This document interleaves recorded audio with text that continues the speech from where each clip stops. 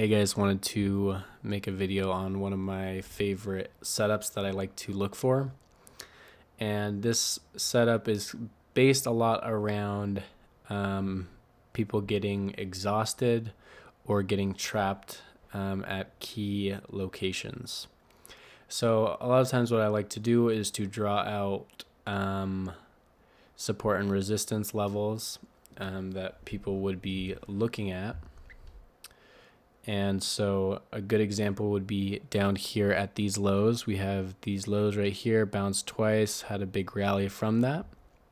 So what I'm looking for is if we are in an uptrend, an overall uptrend, I look for us to fail breakdowns. So if we are in an overall downtrend, I will look to play failed breakouts. And the reason for this is because I used to trade technical analysis and noticed that a lot of times I was getting in on the wrong side of the trade. Either we were overextended and I was trying to play the breakout, or we were failing to break down or up and going against the overall trend. And so there's a good example right there. And so what I like to look for at those lows is slowed action. So I kind of like to see the action slow down once we take out the lows or the high. I kind of look for that buying or selling that was present in the market to dissipate.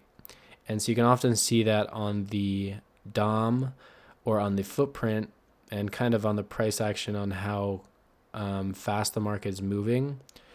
I like to see us take out the low or the high, and then that power or that force that was moving the market to kind of disappear.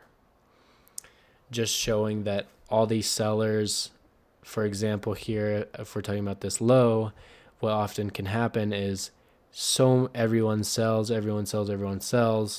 and all the sellers, the final sellers are left right here. And then once they get out, there's not really that many people left to sell.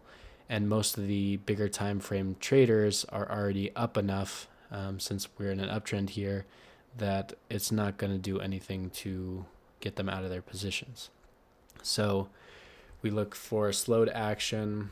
And then also what you want to look for is impulses up. So when we get to take out this low, we want to see an imbalance to the upside, just showing that we have aggressive buyers or sellers stepping in after that low or high had been taken out. And that's pretty much it. You just look for highs or lows that are very significant, look for them to get taken out, and then look for that buying or selling action to slow down and then get an impulse in the opposite direction, hopefully back through that level of support or resistance or that important level of interest. And we often see these on higher time frame levels, and it often happens too as well on a 30-minute opening range, which I'll show you. So that's kind of what I look for. And if we go to today, you can see overnight we had this high right here. And when we broke from it, we had a significant move, kind of just showing that that's an important level. What ended up happening is we held that as support right here. And then we made two lows and we took this out and then had an impulse back through that level of interest.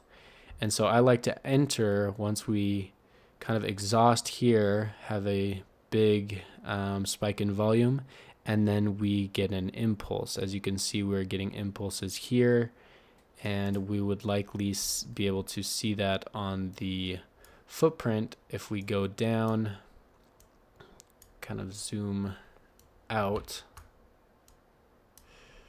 Right, this is where we created the low, and then from then on you can see we have some exhaustion here at the lows, and only buying here on the delta, and you can see we have thin volume as we popped right there, and then we're popping through here in these left imbalances, which we have these colored bars, and came all the way up, had some exhaustion there.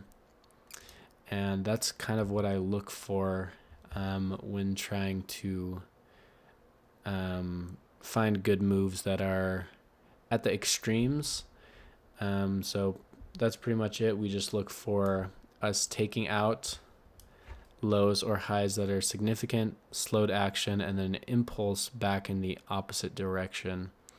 And this just traps traders, and often these can be points where all these sellers or buyers are gone because they have all exited as they have got liquidated or squeezed completely out.